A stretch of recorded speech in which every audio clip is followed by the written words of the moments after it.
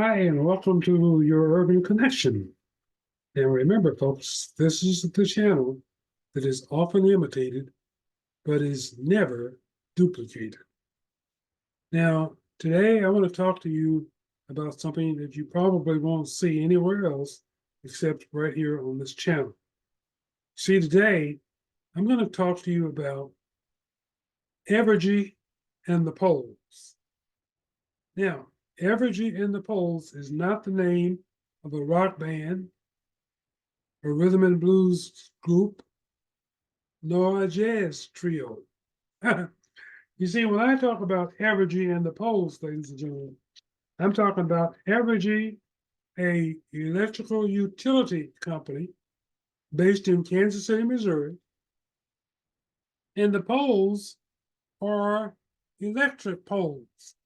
Now, here you see a picture of the typical brown, round electric utility pole, which is about 85 feet tall and probably about, oh, I don't know, maybe 2 feet in diameter. Yeah, that's the pole that you typically think of when you think about an electric pole, a telephone pole, or any other utility pole.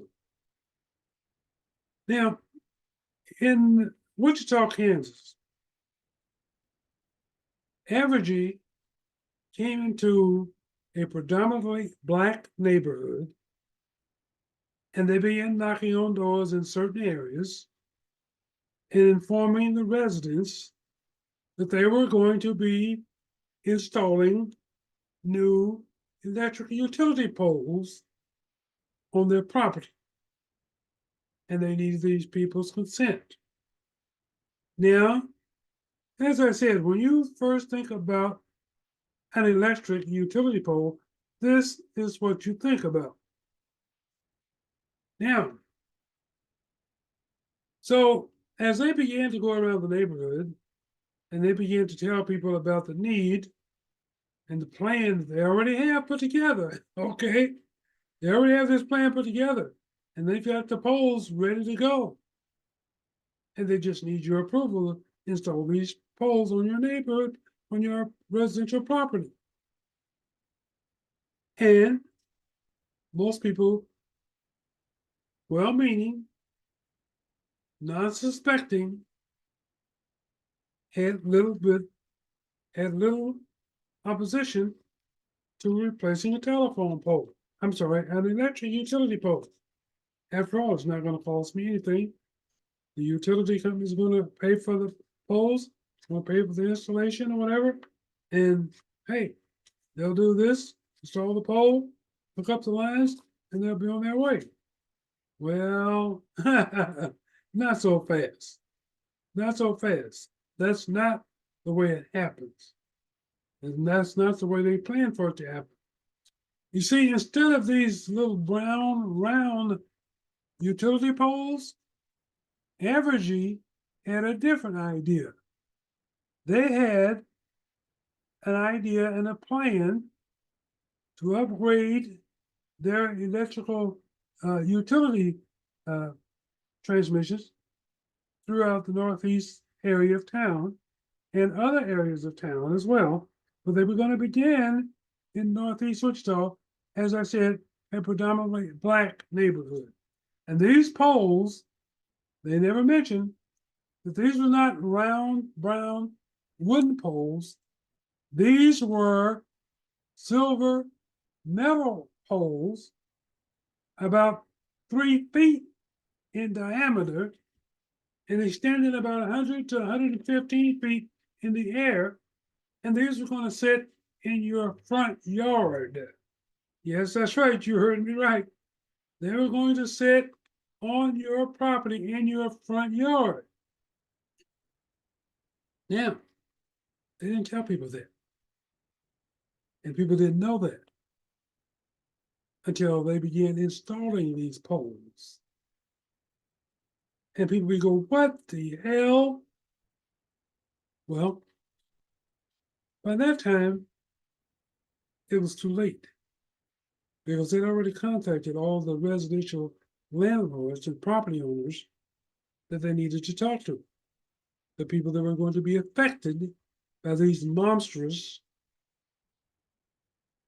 metal, round, silver utility poles that would extend up to 115 feet in the air in their front yard. Well, you see, there was just a few problems with this. So they never told people that these poles were going to reduce the value of their property. They never told them that. And I'm not talking about by 5% or 10%. Some of these homes lost 25 and 30% of their value. But they were never informed about that. They were never informed of that. They were never told that. You see, as a matter of fact, Evergy never ever came before these residents in a professional town hall style meeting to inform these people about what they had in store for them, to first find out how they felt about it. So they give them some say. No, they didn't do that. They took these people for granted. You see, they didn't tell these people that we might want to buy your home, and we will send our appraiser around to appraise the value of your home, and then we will pay you what the appraiser suggests. They never told them that you have the right to get your own appraiser and your own appraisal. They never told them that. Now, furthermore, they twisted these people's arm just a little bit by telling them that if you reject our proposal, your property will be condemned through eminent domain. And that was a lie. But that's what they told them. And so, as you can imagine, nobody wants to have their home taken away through eminent domain because you're not going to get fair value. Okay? And you cannot replace your home your property where you're currently residing at the appraised value that they're going to give you. But you see, this was a predominantly Black neighborhood. They took it for granted. And they installed these monstrous, asinine, unsightly holes in the front yards of people's homes, in the lawns of churches, and basically they took it for granted that they would not get any feedback. They took it for granted that, hey, this is what we do to Black neighborhoods, because mostly they're poor, they're low income. And hey, we can do that. Well, they did it, and they utilized one or two of their Black employees to come out and basically do the dirty work, to sell you on what a good idea this was, how nice and how gentle and how generous Westar was going to be to make sure you were properly rewarded for allowing them to either take away your property or place this monstrous utility pole on your front yard. Okay, so they did this in a neighborhood, and basically reduced the neighborhood to where basically it was totally unsightly. Right? And then they got a lot of feedback. And 99% of it was negative feedback. And then the city, I guess, coerced them to they're going to have to deal with this backlash. And they're going to have to find something, some way to quieten these black people up. So they said, we've got a great idea. How about we have our black representative put together a group of black people, so-called leaders from the neighborhood, and we'll offer them $1 million to settle this thing. And that should quieten them up, should shut them up. There's just one particular problem. Well, there's two problems here, ladies and gentlemen. First of all, this group of so-called leaders thought that $1 million would be sufficient to make amends for the damage that was done to an entire community, to justify Evergy to make over $1 billion within the next 5 to 10 years. So give them $1 million. And these people, most of them not having any business knowledge or business experience, hell, $1 million sounds like an awful lot of money to them. And it was to them. But they were not the ones who had any property that was affected by Evergy and these poles. No. And to make matters worse, the $1 million that they were offering would never find its way into the pockets of any of the people that were affected by having these poles in their front yard or in front of their church or their business. No. This $1 million went to the people that was supposed to be representing the neighborhood residents.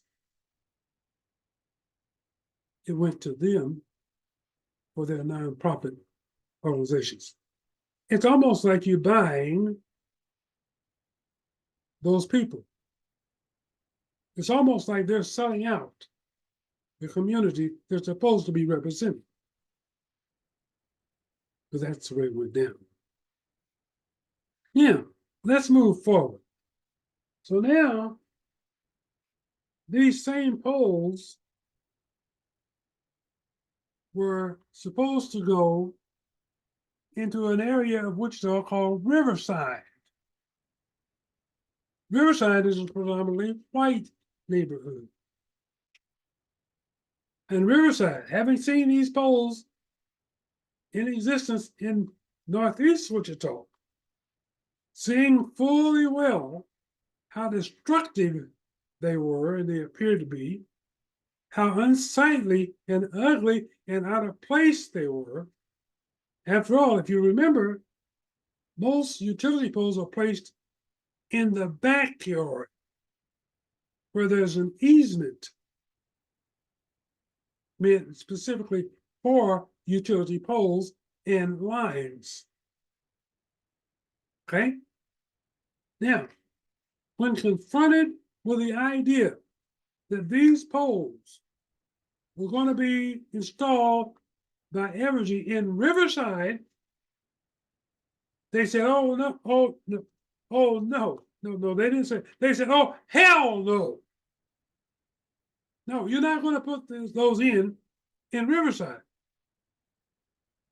Now, let me back up a little bit, ladies and gentlemen. You see, when Evergy first came to Northeast Wichita in the predominantly black neighborhood, they said, this is urgent. We have to do this soon, like now.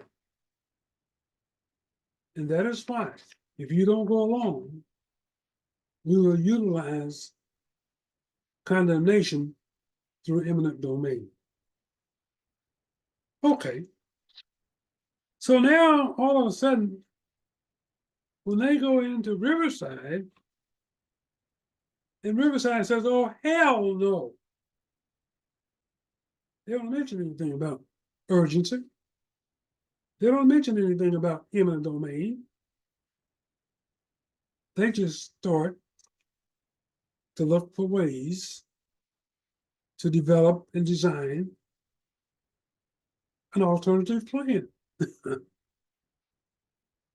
And let me tell you that in the past 48 hours,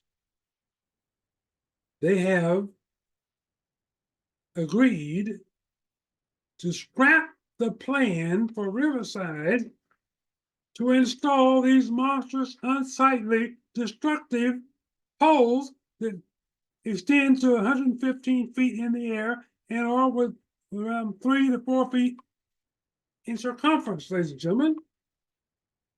It's totally unheard of. There's no other area of the state that has these kinds of poles. So what do? Well, they use Northeast Wichita as a guinea pig. Okay? They took Northeast Wichita for granted. We could do that in Northeast Wichita and get little to no feedback. And then we'll move on to other areas of the city, including Riverside. No, brother. No. What works in Northeast Wichita does not work and does not fit in Riverside. And they let you know it. And so now, Evergy and the poles, the metal round poles that are unsightly, ugly, and unnecessary, are going to go in nobody's front yard in the Riverside area of Wichita. Nobody.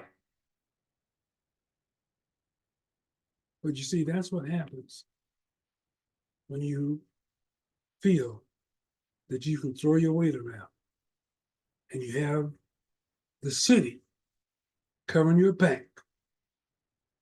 Because from what I can ascertain, it was the city justifying the fact that Evergy had the right to condemn your property using eminent domain if you did not agree to their proposal and their offer.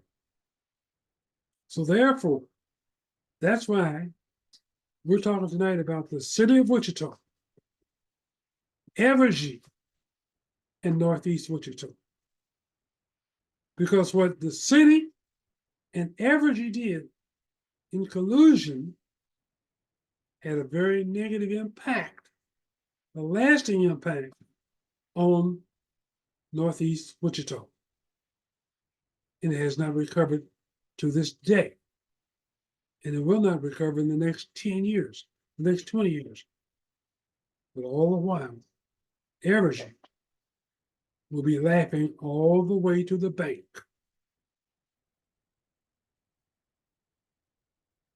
And I'm here to tell you, folks, that I hope sincerely that the residents of Northeast Wichita have learned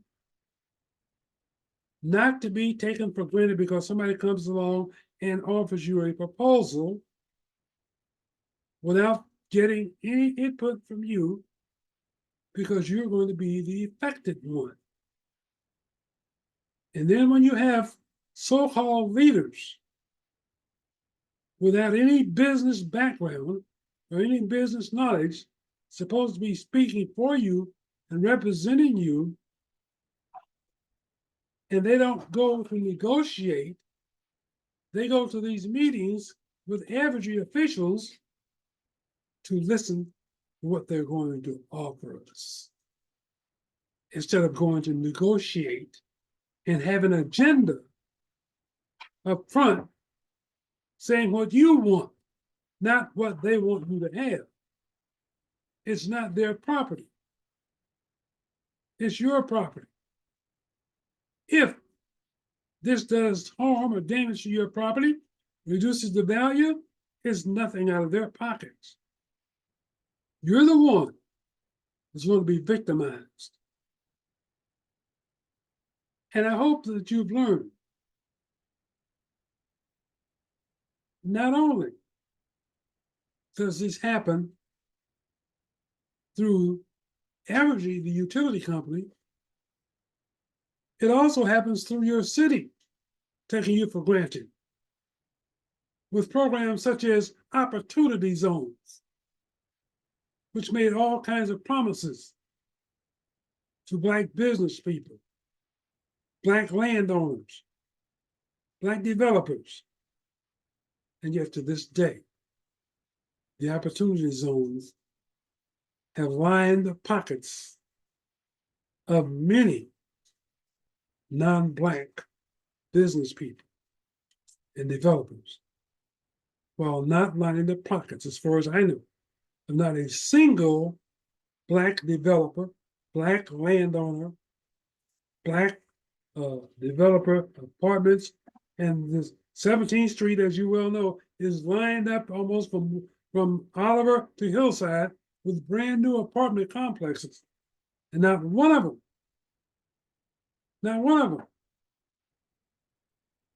went to contract with a Black business person. Also, let's not forget about Union Pacific and the water and the oil in the water, the contaminated soil that has caused hundreds of Blacks in the predominantly Black neighborhoods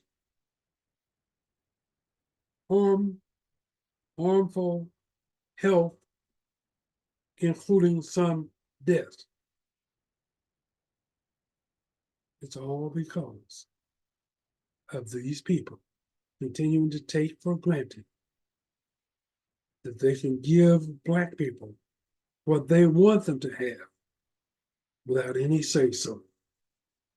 And Black folks have not yet figured out that you don't deal with people listening to what they want to offer you. You have an agenda. You negotiate to get what you want, not what they want you to have. Let this be the last situation where a utility company, such as Evergy, or any of the rest of them, the gas company, the water company, the cable company, take you for granted and tell you what they're going to give you without even asking your input or giving you an opportunity to voice an objection to what they're offering. All that glitters is not gold, ladies and gentlemen. I want you to understand that. So, for whatever it's worth, I want you people to think long and hard and strong about how Evergy sold you a bill of goods that they couldn't sell to Riverside.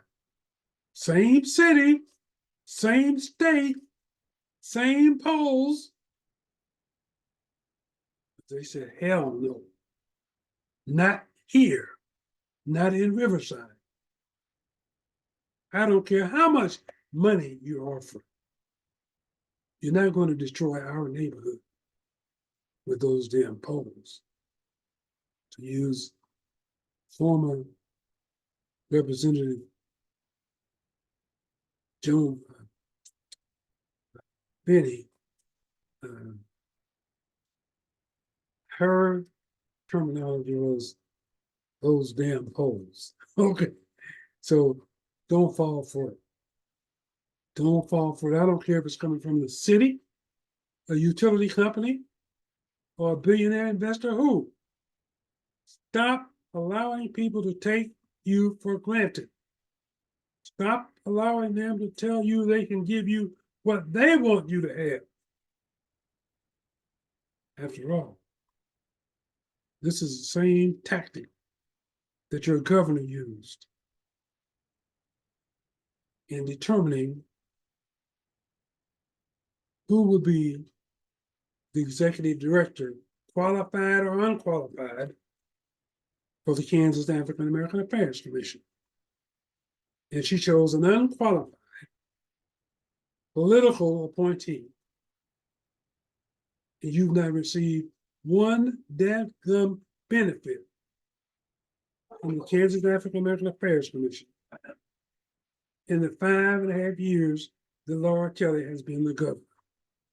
She too has taken you for granted by telling you she knows who's best for you to lead the Kansas African American Affairs Commission. And she probably has never had two Black friends, so-called friends, since she entered politics. And she was a senator before she was a governor. But all of a sudden, she knows about who should be in charge of an organization that was set up for Black people. Shame on us for allowing it. Okay? So I hope you learned your lesson, folks. Have a good evening, and thank you for watching.